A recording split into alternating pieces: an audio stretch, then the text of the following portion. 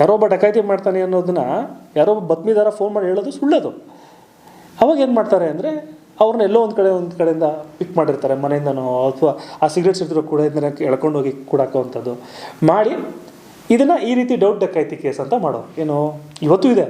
ಏನು ರೈಲ್ವೆ ಟ್ರ್ಯಾಕ್ನಲ್ಲಿ ಸುಮಾರು ಸಂಜೆ 9:30ಗೆ 4-5 ಜನ ವಂಚಿಗಳು ಹಾಕ್ಕೊಂಡು ಕುಂತಿದ್ರು.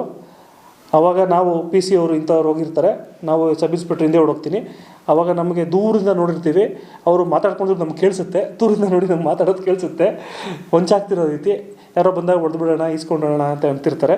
ಆವಾಗ ನಾವು ಏಕಾಏಕಿ ದಾಳಿ ಮಾಡಿದಾಗ ಇಬ್ಬರು ಓಡೋಗ್ಬಿಡ್ತಾರೆ, 4 ಜನ ಸಿಗ್ತಾರೆ ಅಂತ. ಇಬ್ಬರು ಓಡೋಗಿರೋರು ಯಾರೋ ಇನ್ನೊಂದಿಬ್ಬರು ಇಟ್ಕೊಂಡಿರ್ತಾರೆ, ಯಾರು ಬೇಕಂದಾಗ ಅವನ್ನ ಫಿಕ್ಸ್ ಮಾಡೋಕ್ಕಂತ ಇಟ್ಕೊಂಡಿರ್ತಾರೆ. ಅವ್ನು ಕರ್ಕೊಂಬಂದು ಮಾಡೋವಂಥದ್ದು. ಇದು ಸರ್ವೇ ಸಾಮಾನ್ಯ ಎಲ್ಲ Jnana Bharathi spot railway track. JP Nagar ಅಂದರೆ ನಮ್ಮ ಕಲಾಸಿ ಬಳಿಯಿಂದ ದಾಟು, ಅದು ರೈಲ್ವೆ ಗೇಟ್ ಅಲ್ಲಿ.